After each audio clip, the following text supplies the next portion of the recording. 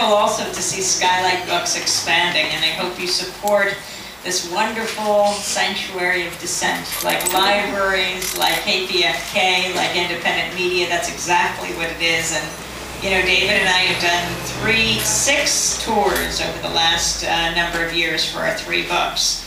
And we are horrified to see every year more independent bookstores closing. So to see Skylight expanding, thank you very much for being here. As for bestseller, it has just hit the New York Times bestseller list. You'll see it Sunday listed in the Times, which is very exciting for us, considering there would be no way that they would ever mention the title in their pages or whatever, except that in this case they're forced to. It's just a quantitative thing. So that is just absolutely wonderful. This has been a crazy 70-city tour, which we are in the midst of, and I hope you can tell your friends, for anyone who couldn't come out today, tonight we're celebrating the 50th anniversary of KPFK. An annual Presbyterian church. I think the reception is like 5 or 5:30. The event itself is at 7, and that is such a tremendous accomplishment. 50 years of your community radio station. Tune in Monday through Friday, 6 in the morning and 9 in the morning for Democracy Now!, your daily grassroots, global, unembedded, independent, international news hour. And in fact, we're celebrating 60 years overall of the Pacifica Radio Network. It went on the air in Berkeley, California in 1949, and I was there on April 15th, just a week ago, when we celebrated 60 years in your ears. Lou Hill, the World War II war resister, came out of the detention camps and said, there's got to be a media outlet not run by corporations that profit from war, but run by journalists and artists. Or as George Gerbner, the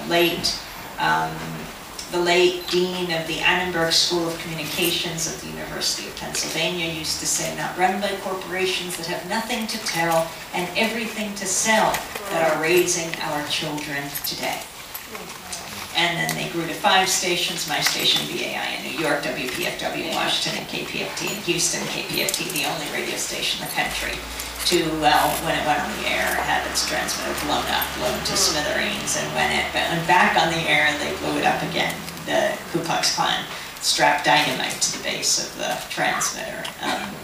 I don't know if it was the Exalted Cyclops or the Grand Dragon, because I often confuse their titles. But, you know, they understood how dangerous Pacifica is, because Pacifica allows people to speak for themselves. And when you hear an Israeli child, a Palestinian mother, when you hear an Afghan aunt or an uncle from Iraq, when you hear a kid from Los Angeles or from Bolivia or Venezuela, you say, it sounds like my child, my friend, my mother, my father, and that breaks down barriers.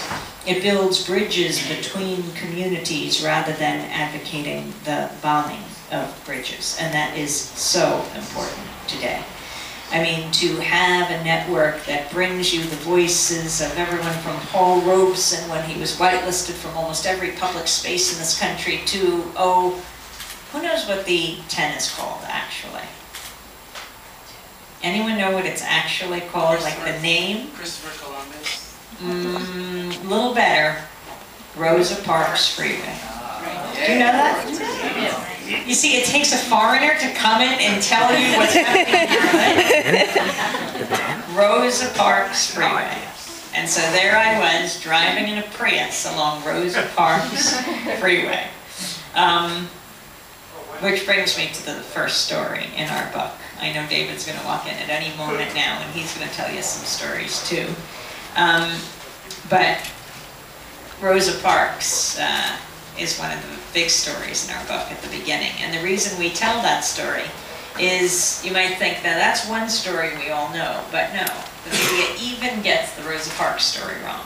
Rosa Parks, you know, on December 1st, 1955, sits down on the bus in Montgomery, Alabama, refuses to get up to a white passenger and is arrested and launches the Montgomery bus boycott. That night, her friend, a fellow activist, sister activist, educator named Joanne Robinson mimeographs 35,000 leaflets to begin the bus boycott. Do any of you even know what the word mimeograph means anymore? Yeah.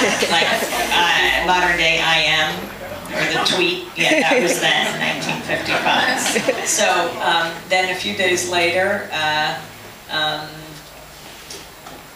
Rosa Parks goes to court, and the Montgomery Improvement Association has its meeting, and they choose as their leader a young minister who's just come into town, Dr. Martin Luther King. And that launches the bus boycott. Yes, Rosa Parks helped launch Dr. Martin Luther King. And being that it's April, we just passed the anniversary of Dr. King's assassination, April 4th, 1968, Memphis, Tennessee, right? Went to march with the sanitation workers who held those placards that said, "I am a man." He'd been driven out by violence before, but he thought, though many said, "Don't go back, you will be hurt," he said, "If I don't go back to stand with these workers, to organize with them, what hope will they have?" The night before, on April 3rd, he spoke at the Mason Temple. We went over to the Lorraine Motel, to the balcony where he was killed. The blood still stains the cement, and then over to the Mason Temple. It was pouring rain that night, and Dr. King didn't feel well. He sent Reverend Abernathy to speak in his stead, and then Reverend Abernathy called him and said, "Martin, you got to get over here. They're not going to settle for me." And I talked to a guy who was there as a kid, as a teenager. He said, "I was a punk in the streets, and my father said, you better get over to the Mason Temple." He said he never even heard of Dr. King. When he went in there, he will never forget. He heard the staccato sound of the stiletto heels of the women tapping the cement, the ground, when Dr. King came in. As he came in, the rain was pouring down on the, beating down on the roof, and he gave that unforgettable mountaintop address. Well, a year to the day before Dr. King was assassinated, on April 4th, 1967, he gave another speech. This one isn't as famous unless you're a regular listener to KPFK, and that is his Beyond Vietnam speech, the speech where he spoke out against the war in Vietnam. He'd been doing it a little bit, but this was the whole thing. Very, very significant. And his inner circle warned him, don't do this. Don't alienate the man, the most powerful person, Johnson. You've got a friend in the White House. You know, you got him to sign the Voting Rights Act. You got him to sign the Civil Rights Act. Don't go against him. This isn't even your war. Your war is the war on poverty, the war on racism. And King said no. Yes, he said, my war is the war on racism, the war on poverty, and the war is connected to this, he said. Militarism and materialism, they're all connected. If I care about brown and black babies here, I care about them everywhere, not to mention all children. And so he gave that speech. And he said, my country, America, the country I love, is the greatest purveyor of violence on earth. And for young people here who think, you know, it was so easy for these guys back then to organize, because they were always hailed as heroes. Anything they did was gold, and it's not like that now. That's not true. He was vilified for much of what he did at the time. And after the speech, Time magazine called it demagogic slander, read like a script out of Radio Hanoi. Washington Post said he had done a disservice to his mission, his cause, his people. This just caused him to intensify his outspokenness, his standing up to the madness. And now back to Rosa Parks. A few years ago when she died, Democracy Now! Raced to Washington. She was the first African-American woman to lay in state in the Capitol Rotunda. Then they took her body to a Washington church. Thousands came out. Inside was Oprah Winfrey and Cicely Tyson.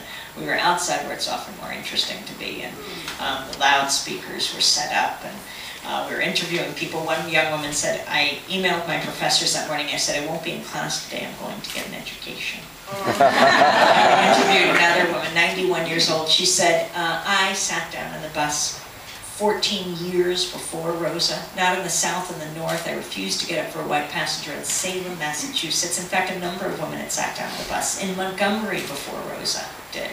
In fact, Rosa Parks sat down before she did and refused to get up on December 1st, 1955. But this was the magic moment, and you never can predict when that moment will come. But if you are part of making